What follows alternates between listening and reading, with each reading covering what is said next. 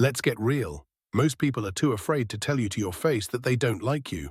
Instead, they hide behind fake smiles, hollow compliments, and forced politeness. I've been there too, thinking someone was a friend, only to find out they were secretly hoping for my downfall. It's brutal. But here's the truth. If you don't recognize the signs, you'll end up wasting your time and energy on people who deep down can't understand you. So let's cut through the BS and talk about the signs that someone dislikes you but is hiding it. You might not like what you hear, but it's better to face the truth than live in denial. 1. They're always joking about your flaws.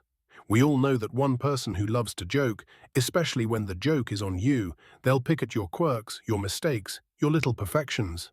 And they do it with a smile saying, "I'm just messing with you." It seems harmless at first, but let's not kid ourselves. These jokes are often more than just playful banter. They're calculated digs cleverly disguised as humor meant to chip away at your self-esteem bit by bit. I remember a time when I was close to someone who seemed to always have something to say about me. How I dressed, the way I spoke, even the projects I was working on. At first, I laughed it off, thinking it was all in good fun. But as time went on, I noticed a pattern. The jokes were always aimed at my perceived weaknesses, never at my strengths. It wasn't long before I started second-guessing myself, wondering if maybe I was the problem. If maybe these flaws were as glaring as they made them out to be. Here's where the controversy kicks in. People who consistently joke about your flaws aren't doing it out of affection. They're testing the waters to see how much disrespect you'll take. It's a subtle form of manipulation, a way for them to assert dominance while keeping you in your place.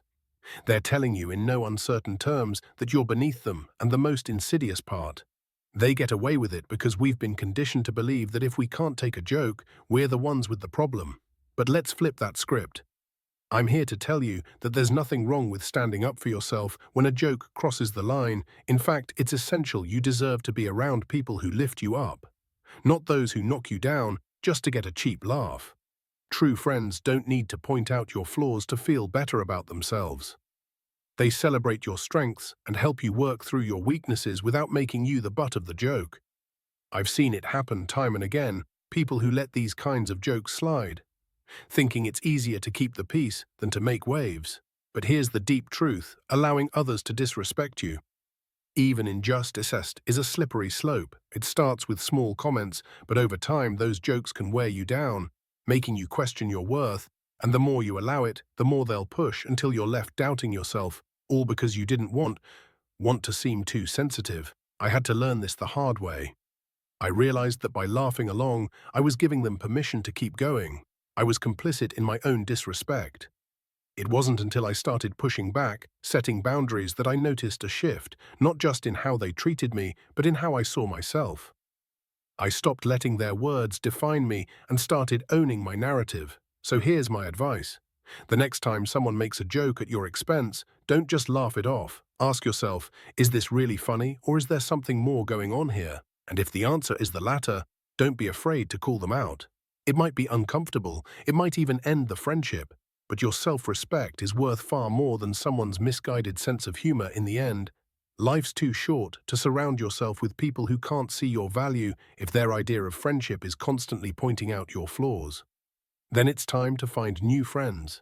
The ones who truly care about you will never need to put you down to feel good about themselves, so stand tall, speak up, and don't let anyone reduce you to a punchline. 2. They give compliments that sting like insults. We've all been there. Someone gives you a compliment, but instead of feeling good, you're left with a bitter aftertaste, like you've just been slapped with a velvet glove.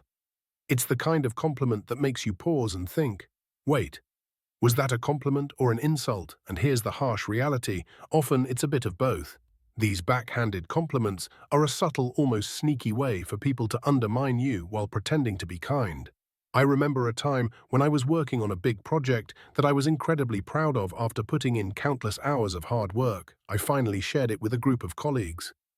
One of them, someone I thought was a supporter, said with a smile, "Wow, this is actually pretty good for someone like you."